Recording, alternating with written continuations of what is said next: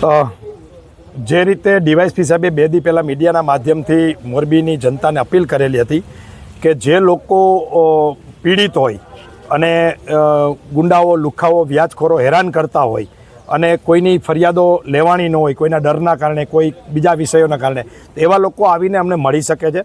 તો આજે મોટા પ્રમાણમાં પીડિત પરિવારો ને લઈ અને અમે ડીવાયએસપી સાહેબ આલ સાહેબને રજૂઆત કરવા આવ્યા હતા. આલ સાહેબે ખૂબ સારી રીતે બધાની રજૂઆત સાંભળી છે અને ખૂબ પોઝિટિવ રીતે અમને જવાબ આપ્યો છે કે જે પણ ફરિયાદો બાકી કરવાની છે એ ફરિયાદો પણ લઈ લેવામાં આવશે અને જેટલા પણ પીડિત પરિવારો છે એને ન્યાય આપવામાં આવશે. આજે વ્યાજખોરીમાં ઘણા લોકોની કાર પચાવી લીધી હતી, ઘણાના પ્લોટ પચાવી લીધા છે, ખેતરો પચાવી લીધા છે, એ રજૂઆત થઈ છે. એક એવી ટોળકી છે કે જે વેપારીઓ સાથે ફ્રોડ કરી રહી છે, તો એ પણ રજૂઆત થઈ છે. 1-2 આત્મહત્યાના બનાવો છે, જે યુવાનોએ આત્મહત્યા કરી હતી, એના પરિવારોને ન્યાય મળે એની વાત થઈ છે. સાયબર ફ્રોડ થયા છે એની પણ આજે વાત થઈ છે અને વ્યાજખોરીના ખાસ કરી અને જે જગ્યાએ રોમિયોગીરી થઈ રહી છે એની પ્લેસ અને એવા રોડ રસ્તાઓની પણ વાત થઈ છે કે ત્યાં આવા રોમિયોગીરી કરતા લોકો ઉપર પણ કાયદાનું ભાન થાય અને પોલીસ કડક હાથે કામ લે.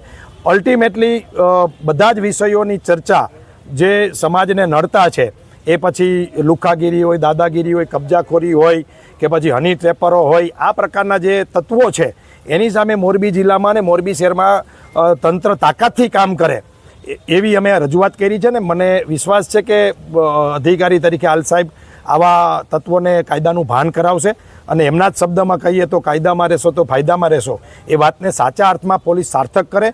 કોઈ પણ નેતાની, કોઈ પણ અધિકારીને કે કોઈ પણ આગેવાનની ભલામણને રાખ્યા વગર એ કોઈ પણ જ્ઞાતિ, જાતિ, ધર્મનો માણસ હોય એ જો ગુનેગાર હોય તો એને છોડવો ન જોઈએ, એની ઉપર કાયદાનો સકંજો આવવો જોઈએ એવી અમારી આજે માંગણી છે. અને કોઈ નેતા, ખાસ કરીને સરકાર અને સરકારની પાર્ટીના જે લીડરો છે એ કોઈ પણ ગુનેગારને ન બચાવે એવી અમે આજે રજૂઆત કરી છે. કેટલી રજૂઆત કરી ત્યારે અરજી કરવા? અત્યારે લગભગ 7 થી 8 લોકો આવ્યા હતા અમારી સાથે અને બાકીના જે લોકો આવી નથી શક્યા એને આલ સાહેબે એવું કીધું છે, ડીવાયએસપી સાહેબે, કે પર્સનલી ગમે ત્યારે સમય લઈને મોકલજો, તમામને ન્યાય મળશે અને અમે ન્યાય માટે જ અહીંયા બેઠા છે. અને અમને પણ વિશ્વાસ છે મોરબી એસપી સાહેબ ઉપર અને ડીવાયએસપી આલ સાહેબ ઉપર કે અમને ન્યાય અપાવશે.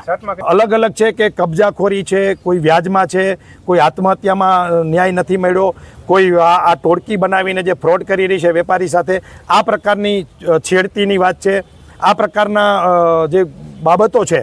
એક સોદાખત જમીનનું કરોડો રૂપિયાની કરાવી લીધું છે અને હજી સુધી પોલીસે એફઆઈઆર નથી લીધી.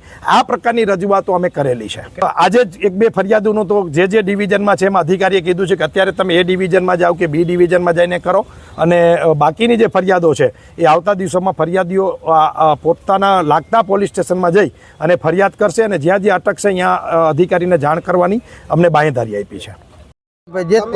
અમારા માજી બીમાર હતા ને એટલે મેં 2.5 લાખ રૂપિયા લીધા કિશોરભાઈ ચાવડા પાસેથી.